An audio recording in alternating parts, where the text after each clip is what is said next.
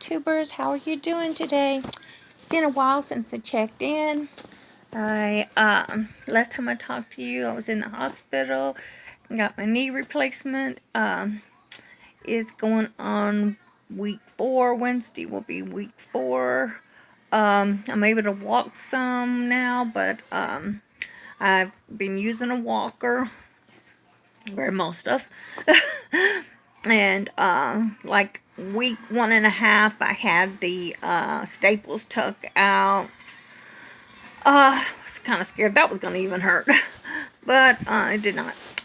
But when I was in the hospital, the day of the surgery, that night, I had to get up and walk. You would think you'd rest a few days before you started anything, but that wasn't the case.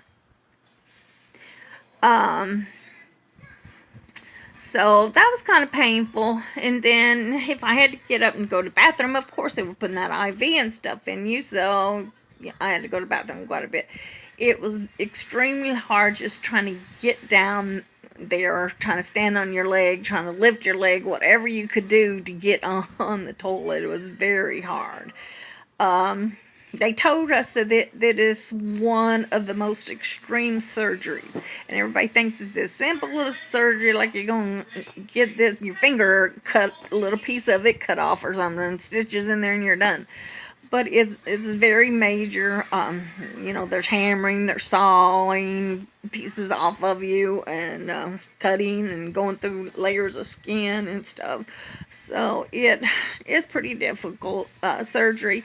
The surgery itself is like, once you get your shot, I used a spinal. I didn't really want to. I was kind of afraid with it because when I did have children, I had one, and it took me a year to get over it. I had this bad headache, but it's, I guess, a lot different stuff now. So they taught me in there, said it less painful and getting the fog off and not having to put something down your throat, because if not, they put it down your throat to keep you sleeping and breathing and stuff. But when I got out of into recovery, my blood pressure was a little low, so they had to work on getting that back up before I ever got in the room. So I had got my daughter to come with me, and I thought, oh, sure, just be a couple hours out for the surgery, out for recovery, and then she can, go home. But when I looked at the clock and they brought me in there, it was like 3:30, and I'd went in at 10. I was like, oh, I'm sorry. But she wanted to be there for me anyway. And then my mom was there. But recovery, I've used a walker to get along. I've had therapy, was just heck when your leg feels like there's a rubber band keeping it from bending and stretching, and it just hurts really bad. And it's even worse than having a baby. Because it's an everyday pain. You have all that pain when you have a baby and you're stretching, get it out of there, and it's done, besides a little soreness. But this is a pain every single day as it heals up. And the physical therapy, you're supposed to go 3 times a week, but they only had me go 2. I don't know why, but had me go 2 a week, and now they're switching it down to 1 a week, which I'm kind of concerned about it, because once I do that physical therapy, even though it's torture, it really helps me to walk and move about. I tried twice this week to go out. I'm not really supposed to go out for 3 months according to insurance, but I look bad. But anyway, forgot what I was saying after I took my glasses off. Okay, what was I saying? But anyway, I went out twice, and to restaurants and stuff. And I did no walker, no cane, no nothing. It was just these little bitty steps, and my balance just wasn't the best. My husband led me by my arm a couple of times when he seen that it was kind of unsteady. But that whipped me for days after that. I was just exhausted. And with this, you're really tired.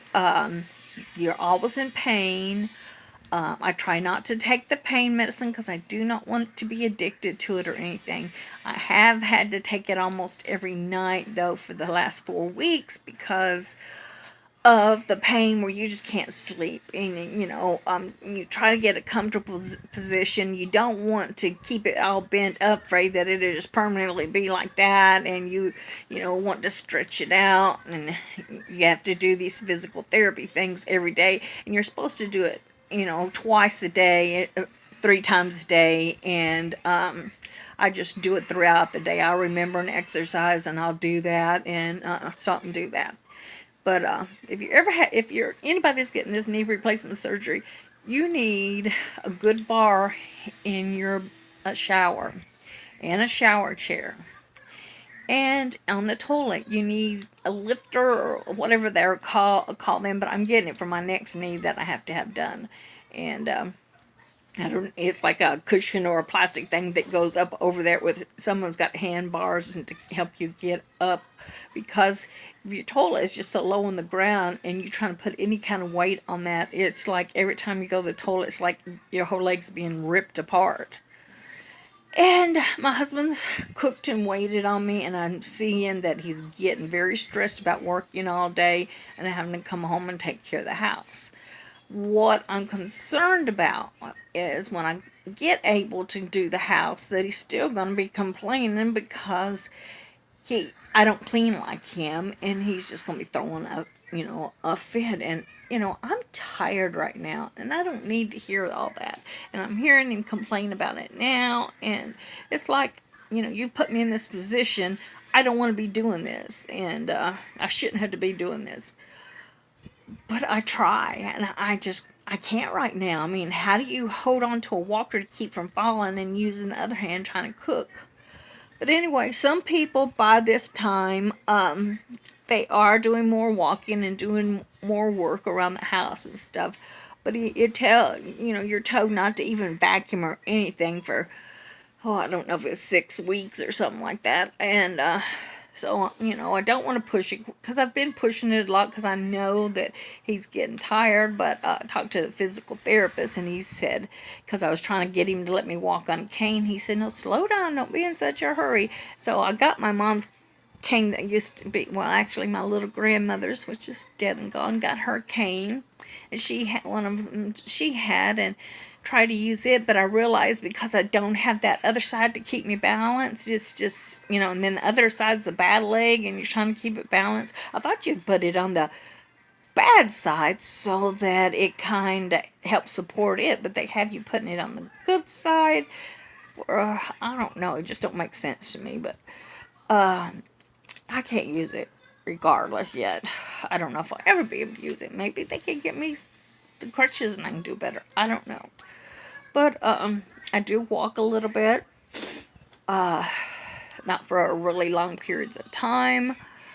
I still can't drive, which is bothering me because I have to pick up my granddaughter at the bus, and so now I'm relying on other people, and I want them to be there on time. I want them to sit there and watch for her, because there's so many creeps out there in the neighborhoods, and one day tried to talk to my other granddaughter that's a little bit older than her, but they were like, you need a ride and this and that, and she felt really uncomfortable, and she said no, and they went on. But I know this because she kind of wears her little skimpy shorts, and it's probably them just talking to her, or it could be just a creep. And so I don't want somebody to kidnap my babies.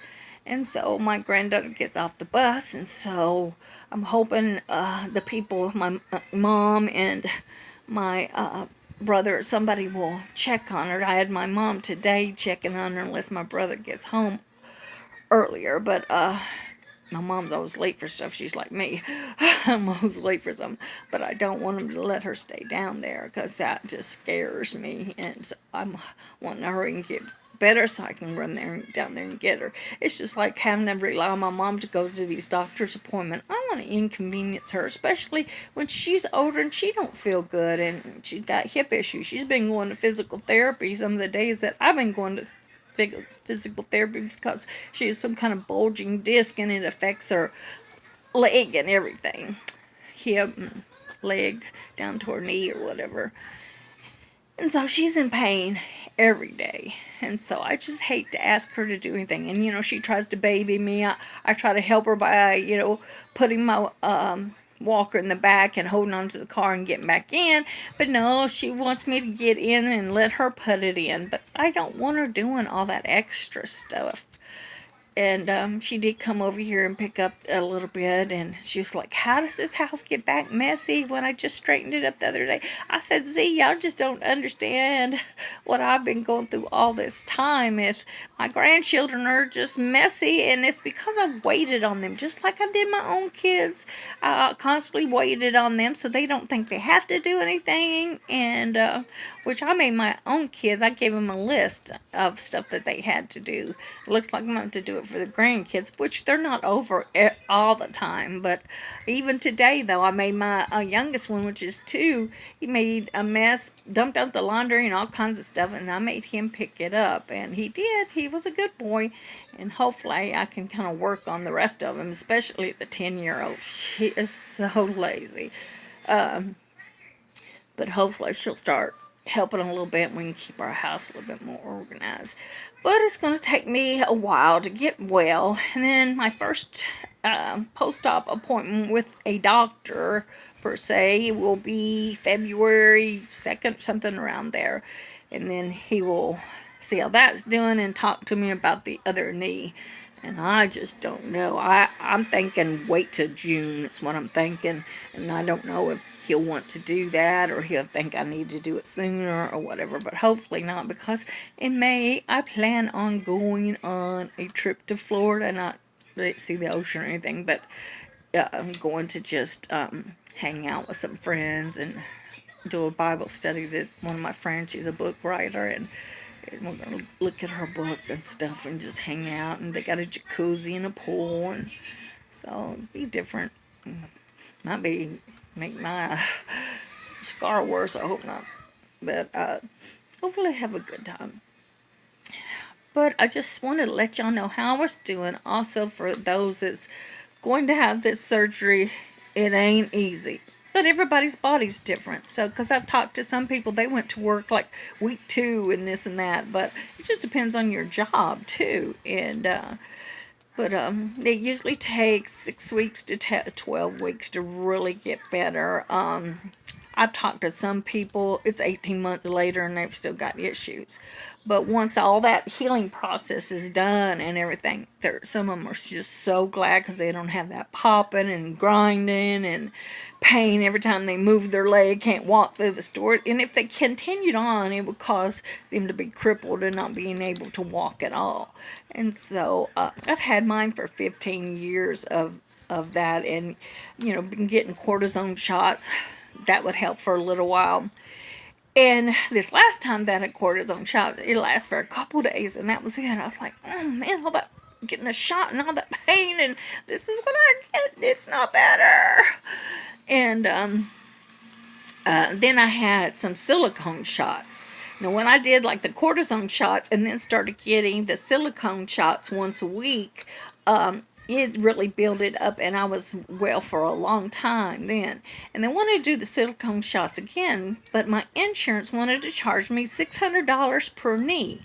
Well, the whole surgery with my insurance wasn't going to be me have to pay but $1,000, so I was like, might as well have the surgery, because I don't really want to keep having all these different shots, and if they're not going to last, especially with the last one only being 3 days, I definitely did not want to pay $600 per knee, and it lasts for a couple of days, and that's it. So, which he x-rayed it and did an MRI, and he just said, it's bone on bone. He said, yours is like over a 70-year-old woman. I'm like, I'm only in my 50s. But, it's genetics. And it's because of my weight. And I was going to have my gastric sleeve, and then I'd be out looking good and losing weight, but didn't happen. So eventually, if I can get over this process, which if I keep waiting for this to change or that to change, I may be waiting for a long time. So I'm just going to have to set my mind to it and try to lose weight. So I know I'm on a lot of medicines that cause me to want to eat and everything, so I'm really battling. But I'm hoping to settle down and not be eating so much, especially getting up in the middle of the night thinking I have to eat. I'm wondering if it's just to keep myself awake instead of going to sleep. I don't know. Right now, though, I just can't sleep because I'm in so much pain. Sometimes in a day it's not that bad, but at nighttime it's just terrible. And I sleep in the same place, my recliner, and you'd think I'd be able to sleep well. And I slept well before I had this surgery done, but I just can't. Which I've talked to other people. I'm on two different groups on Facebook that people that had knee replacements, and so that's an encouragement. Plus, I'll learn a whole lot of stuff that to do to kind of help me. And you have to constantly be icing yourself because the ice just helps the pains a whole lot. And so I use that a whole lot. This is going on 4 weeks, and I'm not using it as much, but I think I need to right now because right below my knee is hurting, in which your whole leg hurts sometimes because it's been so jarred up with them using, I can't believe it, drills and saws and hammers on you. Drill, saws, and hammers. That's crazy. And if you look on the surgery on YouTube, you're like, oh my goodness. But you that are getting it or scared to get it, don't be scared and don't watch it. I guess I shouldn't tell you to watch those videos because that had me so scared. The next day I was panicking. I was like, oh, I don't know if I can do this now. And the surgery wasn't so bad because I was knocked out, but it's just this recovery period. And I want to get well quicker so that I can be ready by May for the trip, especially, but so I can try to get the house cleaned up more. And I don't know, I get so discouraged because I just don't know at this point in my life. Am I just going to be this stay at home at mom and taking care of my grandkids? I feel like I've got something really big to do, but I just don't know how to get there. I don't even hardly read my Bible like I did. And, I was teaching and preaching then, but it's now I'm just so discouraged and depressed that I don't know which way to go. And so I don't even care about doing housework. I just want to sit right here and don't be bothered by nothing. And that's sad. Is that depression? Maybe. I don't know. But I just want to live again. And, whoops, my hand's shaking. And it's been a while since that I've actually felt like I'm living. My husband, he comes in, he's all stressed about everything, and I have bipolar, so I'm spending stuff, and he's getting mad, and he's saying, "Oh, my money's just going up in the wind," and I realize he's getting old, and he's trying to work towards where he can just retire and stuff, and I understand that, but I try not to be spending stuff, but I think of stuff I need, and then I go to Amazon. Amazon's my friend. But I need help in that area, I'm sure, because I don't mean to be putting him out, but I seem to have such an issue with that, and I don't understand that because I've never been a material person, and I think it's because I have more access to it now, and also I don't work now, so I don't have that independence of having my own money, and I get a little Social Security check, but that's a laugh. And so I guess I just sit here and spend. I really don't mean to. But, how do I get out to get stuff, though? Most of the time I'm in pain or sick or this and that or affected by the depression. And I know that I'm called to minister and teach, but right now I'm not an encourager. I'm like, I'm falling apart. I'm on YouTube. I want to help y'all. Help you to realize if you're going to do this surgery, be prepared. But you might even do really good because some people do good. So you shouldn't worry either. But it's just been really difficult for me. I'm one that tolerates pain. I really believe I tolerate pain good. So if I'm being wimpy, oh, look out. But I don't know. I think that with people having different situations and stuff, it's just all different because I know different people put a thing on Facebook on a knee replacement, and I'm like, I didn't ever have that issue, so I don't know how to help them. But I'll take a day at a time and see how it goes. But I've had pains though from the hip part all the way down to my ankle, different pains, and you have to get your knee, I think, to like 135 degrees. My knee is at 100 now. It started out there for a while that it was 80, and it crept up to 88, then it went 88 to 100, so it was like, yay.